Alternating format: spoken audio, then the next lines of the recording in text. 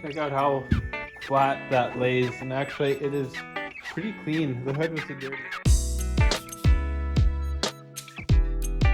Welcome back, guys and girls, to another episode of Dad's Toy Garage. We're starting on a long time project, but a new project probably for a lot of you guys who haven't been with us since the beginning. I brought this Miata about 7 or 8 years ago, and so I've had a lot of good memories with this car. As you can see, it's in primer already, but we're going to get it up to this stage and we're going to put some paint on there. So let's get rolling on this, guys. I'm looking forward to seeing some color on here. I've given myself 1 month to get it painted, and let's see if we can do it. All right, here we go. All right, guys, girls, primer's on, and you know, if I didn't have the red paint, I'd probably go gray. This is basically, the scenario was the same epoxy, but I had black and gray and not enough gray to paint this car. Solid light gray primer, but I didn't want solid black to put a red over. Reds are more transparent. So I mixed 4 parts of the gray to 1 or 2 parts of this, so it darkened it up a little bit, but yeah, it's such a cool color. And that's just primer, guys. But here's the scenario right now. We got 2 things on my list. So body filler pinholes. So I'm gonna apply with the razor blade, I'm gonna scrape over all these with some body filler. I'm gonna find them all, and then I'll scrape it out like it's a run or a clear coat imperfection. All right, guys, girls, I want to show you how to take care of pinholes. This is the way I like to do it. Got a razor blade here, and you can keep sanding it and cleaning it. A small mixer, and just a small amount. That's probably more than I need. And you want to mix it not too blue. Like here at the first round I did was too much hardener in there. So I'm gonna mix this up, and then we'll go do it on the car. And the less amount of hardener, the more time you have to work with this stuff. All right, let's go to the car. You can see I've done some here already. And what I'm looking for is pinholes. So this bumper was quite beat up. So we got some pinholes on it. Some of it is just plastic imperfections. Now, basically you want to just take a little bit on there and scrape it off so it becomes flush like this. And I just have a little bit on there. That way when you go to wet sand this car, all this stuff just kind of sinks into the background. And some of you may be saying, whoa, he's putting filler on a bumper. Now here's the thing. At my workplace, the body shop, what we do on our bumpers when we have damage, if they are painted, you have something for your filler to stick to. If the bumpers are not painted, you can't put filler on there. But we can in this case. So keeping it thin allows it to sand smooth fairly quickly. So that's it, guys. That's all there is to it. I may even come back and with a fresh blade scrape this all flush before I start any sanding. All right, guys and girls, we got 2 kinds of fillers here. That's mostly what I used on this blue Celica. You've seen that in a lot of videos. So that's the U-Pull Gold, lightweight. I don't like it. I like working with it until you prime it, and it is chocked with pinholes. This is supposed to be the best in the market for pinholes. Not having them. This is the Evercoat Rage Extreme. I would say this is 75% better. There is a better filler. I don't know the name of it, but it's made by Axalta, formerly DuPont. And it comes in containers about this big. This was $110. Well, I'll show you what we got here. We had a repair that was done here. Filler through here. There were some pinholes. I did a skim over this light. There was no pinholes. There's 2 spots in this area, no pinholes. So then in the back here, there was some filler here, hardly any pinholes. There's damage from a battery coming loose, typical Miata stuff. Very little pinholes. Here I've just glazed over where the racks were, just in case they go on at a slightly different angle. We did some filler here, a couple pinholes. I did a ton of work here. there's nothing in this area. I did a glaze here of that Rage Gold, and I've done this whole area from here till here, and there was, well, you can see very minor pinholes. Same idea here. This is also sun fade where the paint was starting to flake off. So yeah, there's that, guys. More stone chips that popped up combined with some body filler. Right here was a kink that needed a bit of correcting. I did a skim of body filler on here initially on the paint after it was roughed up. And here's that repair I was telling you guys about. I sanded this all with 120 grit. I thought I can work it out. It got close, but not all the way there. So there's a plastic adhesion promoter, and then epoxy primer, and then I skimmed over it. So you're saying, oh, now you've got body filler on there, it's gonna flake off. The thing is, guys, it's not gonna flake because it's on paint that is on with adhesion promoter. Like I said, we would do the same thing at the plant where I work. It holds if you have paint. If you go straight on plastic, yeah, then you're screwed. But it allowed me to finesse this bumper. So if it flakes, you're hitting something, and the paint is also going to flake on as the plastic bends. So it's going to need a repair either way. So there's that. But I got all the pinholes and little imperfections filled. The next step is going to happen soon. So we'll get into that. And then we can go to wet sand this car. I think up to 600 is where we're going to be. And I can spray it in the paint that I've picked up for it, which you'll see in a little while. Okay, guys, girls, we got fresh razor blades here. We'll take it to the car, and I'll show you what the plan is for it. So wherever we've done a pinhole or nib fill, or sorry, just pinhole fill, I'm holding the blade. You tap it to get it flat, and then you just start scraping. Keep it moving without taking a corner in, and you are left with a flush thing. So after this, that's done. Now I'm going to hit each one of these with 320, and then we're going to jump to 400 wet on a block, and then 600 by hand wet. So it leaves them nicely behind like that. Something else I've picked up at Finish Master is this brush. I love these. They're hard bristles and a big handle. They work great for cleaning the gun. This is going to be my guide coat. It's a fast drying black against the gray. And in the door jambs, this is just a gray etch primer. Wherever there's bare metal, I'm going to use this instead of loading up epoxy into the gun, just to spray that over, and then we'll scuff everything and just shoot the jambs that way. Alright guys, this original Mazda SU red, it's a sick color actually for a bright red. You gotta check this out. I'll show you what we got here. Alright, I'm gonna put my mask back on. It's a little hazy in here, but it's settled fast actually considering what I all painted. Check this color out.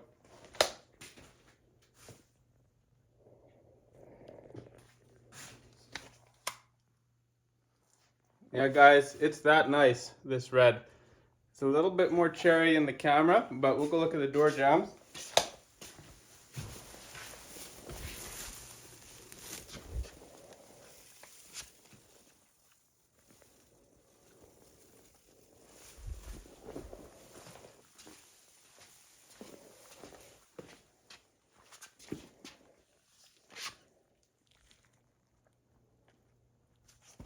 But the coverage on this stuff, guys, amazing. This camera's making this look orange, but it's definitely the proper Miata single stage red. So, I could almost do one coat coverage with this paint, but I think you have two for holdout, so something to work with for detailing as well. But it is pretty sweet. Yeah, that's so orange in the camera, guys, it doesn't do it justice. All right, guys, girls, we have some black spray primer. And we're just going to mist it on the whole car, and that'll give us our guide coat so that I can wet sand it for one final perfection check. So let's see how the pattern works on this guy.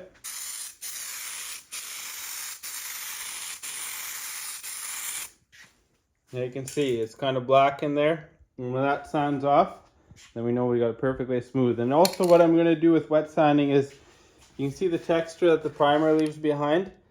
We're going to make that go away. You can kind of see here, my dad was down just playing a little bit, how the wet sanding has actually removed all that texture. That'll like make your top coat lay really flat. When I mean flat, not as in shine, but as in super smooth. So I'm going to coat the whole car with this stuff, and then we'll get to sanding.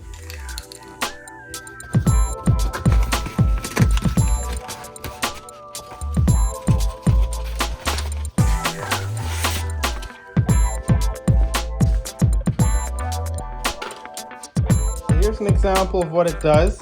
It helps you find all the imperfections. And here I know I need to sand a little more. So then I keep a wet rag, but we got one hand on the camera, and we keep sanding till those imperfections are gone. Keep an eye on this nib. So this will be more than needed. Like, it'll be extra smooth now. So it'll look good. And after this we'll hit 600, but I gotta do the whole car with 400. Yeah, so guys, I got one rag that's wet with a bucket behind me here of fresh water. 400 on this block. I tried buying a block like this. My dad bought this years ago. I could not find it, but it fits nice for half sheets of 400. So I'm gonna get you in close here so you can see where a guy thinks the body works perfect, it needs more. So come check this out. Alright, so have a look at this. Right in here is black yet, and you can see the light gray, dark, dark, light gray. Here it's coming through a bit, so there's a bit of a higher point. There's a first coat of primer there. Same idea here. Got a little thinner, but this is refining to the next level. So, gonna have a wet floor, but it should keep the dust down. Yeah, I'm gonna keep refining this thing. Got my music going here, and it'll be a little while, but it'll be worth the effort. You can see I've already got this half of the hood done and a little bit of the hump in the middle here. So there was a bit of a big issue running through here that we've kind of worked out. It was a little bit of a low spot here, and that's the result of this front of the hood needing a bit of work. All right, guys, I think it's gonna look really straight. Check it out. This is just wet with water after wet sanding 400. I gotta do 600 by hand yet, but not a ripple in there. I am pretty pumped about that. All right, progress update. Fender, hood, lights, bumper, other fender, door, rocker, quarter, all done in 400 wet. So I got this trunk, door, or not, that's not a door, that's a bumper. This quarter and that door left, and then I will be on to 600 grit. All right, guys and girls, we gotta wear the right footwear for this job. So one time, unless you're David Freiberger, I wear my flip-flops while I'm in the shop, because I tried those shoes on and they were sopping wet. So we'll get these swapped out, and we're gonna start. We got all our 400 sanding done with wet. Now I'm gonna go on to 600 by hand. So I'll show you a little bit of that, and that's just to refine it a little bit more. All right, guys and girls, I'm using just wet paper. We're gonna rip it up into smaller pieces, and it's a 600 grit by 3M is what they sold at the local store. The 400 was by 3M as well. I'm sure there's other brands. This is just what the supplier had. So I'm gonna rip this up and we'll toss it in the bucket, which is down here. I don't think you guys can see that in camera, but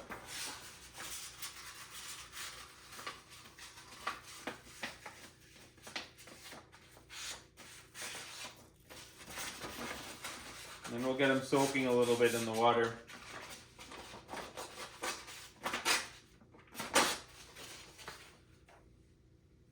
And this is the stage where you do the edges. I think what I'm gonna do is fold it this way. I'll be wearing gloves so we don't get our fingers worn through. But I'll probably work with pieces this big, I think, unless my dad says otherwise. He'll be coming down. He'll be the one teaching me this part of the job. Okay, so you've got this done in 400 already? Yep. Okay, well, let's get that show finish on here to add another grit. Take it to 600 wet. You can feel it when it's biting, and when it stops biting, you know you got that 400 grit gone, and then you are into the 6, and that'll make it like super smooth. Any edges, make sure you don't burn through.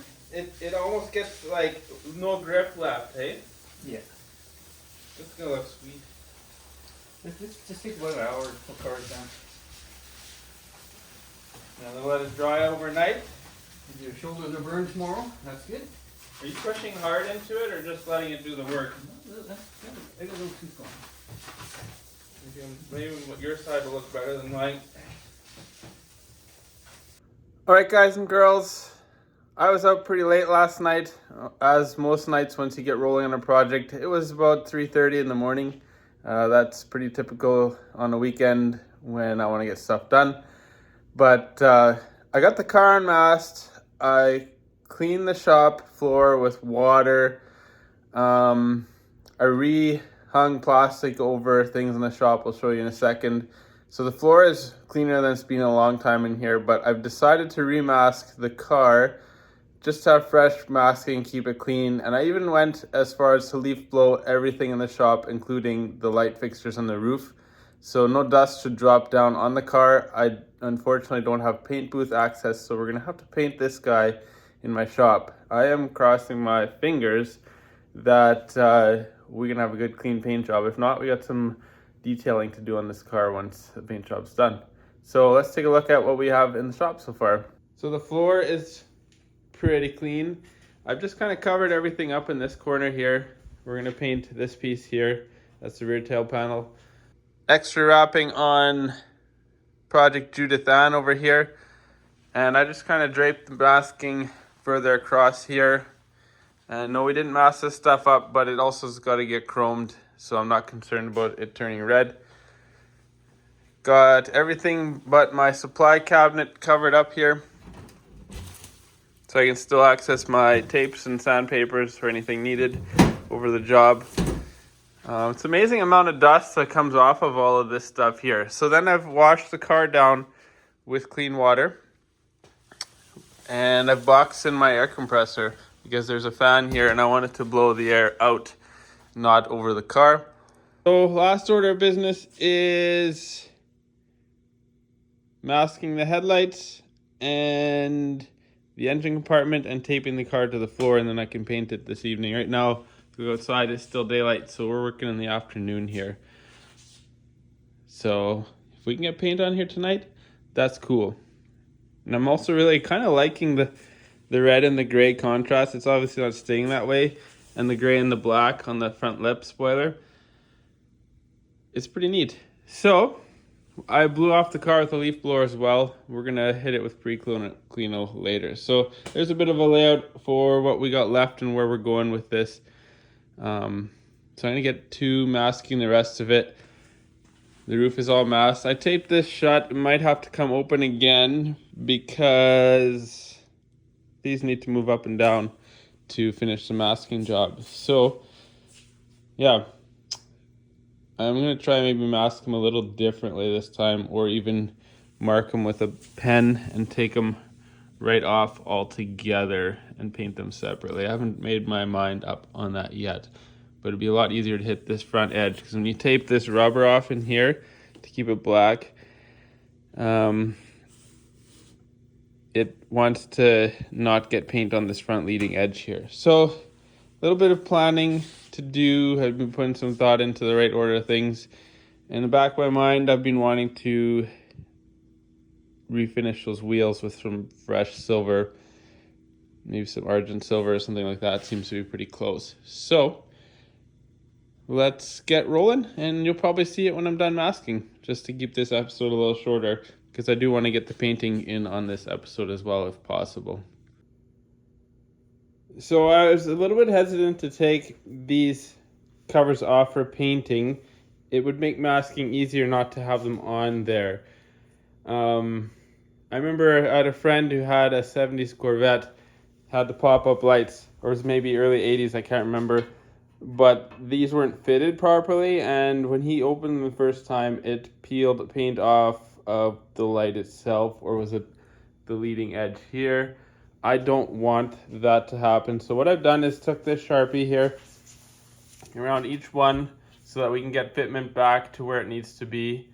Like, I've outlined each one really well, tried to leave no gaps, did it all the way around, all the corners.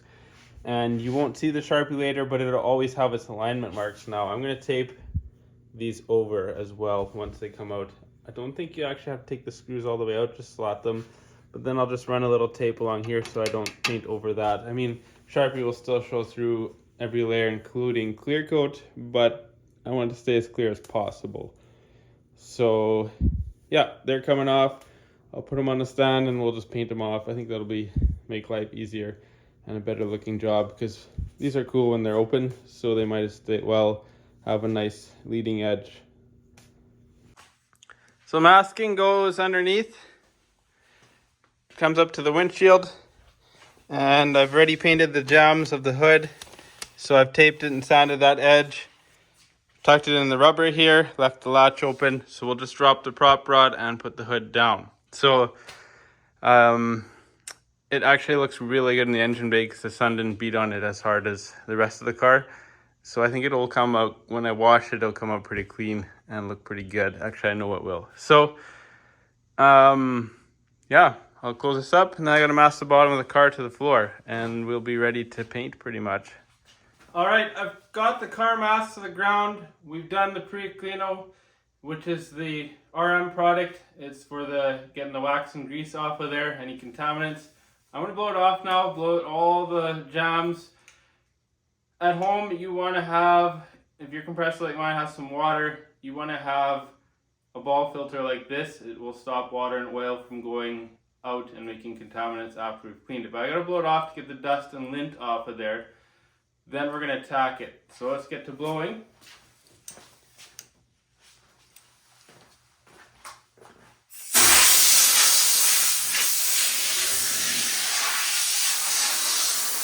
Alright, so you may be wondering why I'm not doing this in a booth. Here's the scenario. Nobody wants to lend a booth if you don't work at the shop, and the shop I work at doesn't let us use the booth either. So I gotta do in my shop here, I'm really crossing my fingers there's no dust in the paint. Any dust that will be in there, I guess we'll have to cut and polish it. But I'm gonna tack it now with a regular tack rag, and then I have anti-static tack rags just to help a little bit with that stuff. So I'm going to put on a paint suit, blow myself off outside, and come in and tack, and then we'll get the red going. Alright guys and girls, I got my tack rag here. It's a little bit of a stickier one, and then we'll finish with the anti-static like I said earlier. So I like to ball them up, and then fold them, kind of fluffs them up, and give them a bit of a shake is kind of the habit I've made. And I'm going to work it panel by panel. So here we go.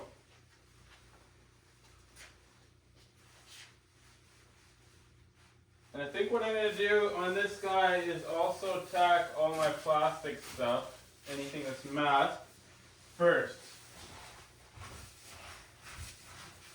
Any dust that's set on top, because it's convertible top especially, we're not actually tacking it. Everything on top could hold a lot of dust, static, stuff like that. So we're going to tack these items and then we'll come back and tack the rest.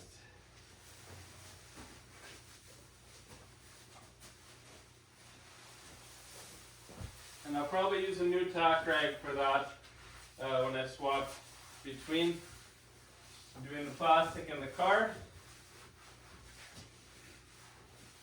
Sometimes at work, when we're painting the units, if we have the time, we'll tack the plastic and the paper, windows, stuff like that. Prevent that dust from falling down where you don't want it.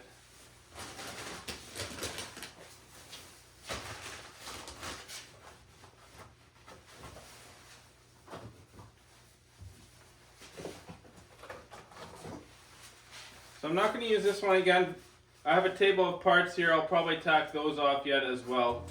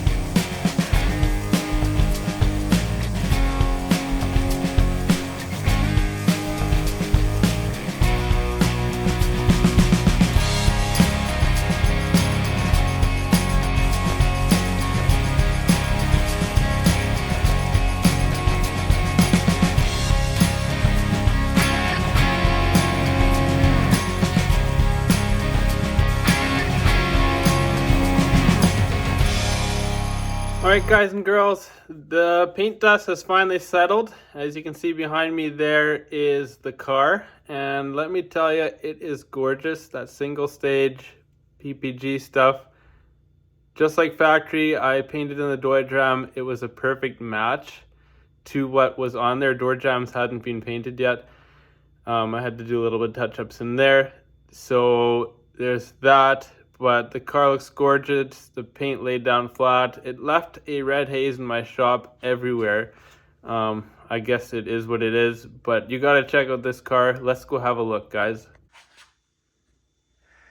So look at the shine there. There is some dust, but it's actually not bad. Like, for being in my shop here, like I said earlier, when I blew it out, I even blew out in the lights, the rafters, everything until the dust stopped. I let the wind take it out. We wet down the floor, we squeegeed it. But I am glad I've covered this up. We've painted the Sleeka red, but I think we should be good. Like when I look at the floor here, it's not even red paint in there. So we're good there. But take a look at this. This color, guys, is my new favorite red. And there's some pretty good depth to it. I will do my best to showcase it. It's a little more cherry in real life, guys. The shop seems to make it orange, but I wanted to show you guys how straight this car is.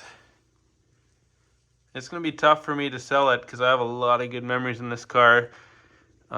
Cheap on insurance. So you might see a bit of dust in there, but I want to show you how straight the car is, like I said.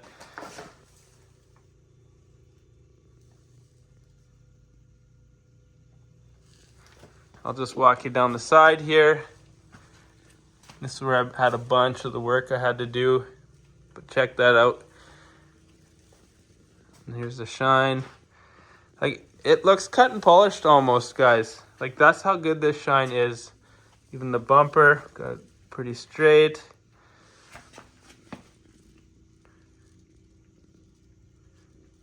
This thing is gonna look sharp. I'm excited to see it out on the road. I think maybe in 2 weeks we'll have the seats covered. I got some stuff coming. Next episode I plan to do the interior work with you guys. Restain some of the vinyl, wrap the door panels, and I got new black vinyl seat skins we're gonna throw on here. Hopefully no drama with that. This should be a new car. I want to paint the wheels yet. We got to paint rocker trims, but Bob was just down. He said, don't do it. It looks good. And I know they're supposed to be textured from the belt line molding down, but I spent a lot of time getting that straight. What a guy could do is throw on some clear bra kind of from this line down. That could work too, but if I'm painting a car, I'm not having texture in it. We're having it show quality. So it looks good. We'll get the mirrors even in here. The roof was a ton of work to paint. I mean, like, that's it right there. So there's a look at it, guys. We'll wrap this up shortly.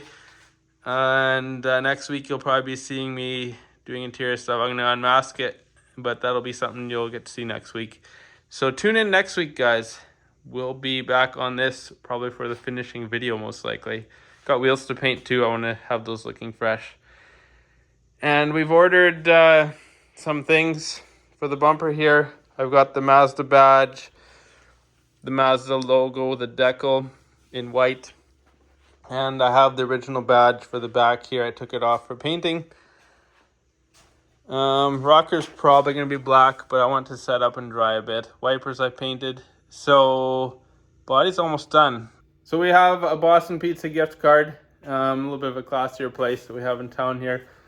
Told my wife, well, maybe in 2 weeks we will take this thing out on a date, and it is a fun date car. We'll do that and have some fun without the kids. Take this thing for a rip and see what kind of heads we get turning. That seems to be the thing with this Miata. Guys' heads are turning, they're looking. So, I mean, it's a fun car. I guess we'll make this our wrap up for this video. It's painted. And we are going to be next week. I talked a little bit about what we're doing.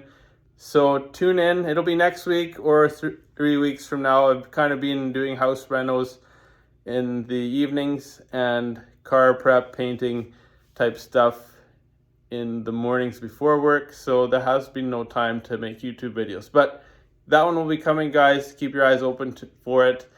That's been why we've been slow on releasing videos. But if you're local in the area, I plan on, if it's not sold, taking it to a show or two. I think we have the Undefined Imports group. They meet every Friday. I'm not sure when that's starting up now that we have springtime here. Hopefully soon. I kind of want to show it off a little bit. But we'll wrap it up here, guys. Yeah, get in your shop, get your stuff done, and we will talk to you guys later. Have a good one. Bye-bye.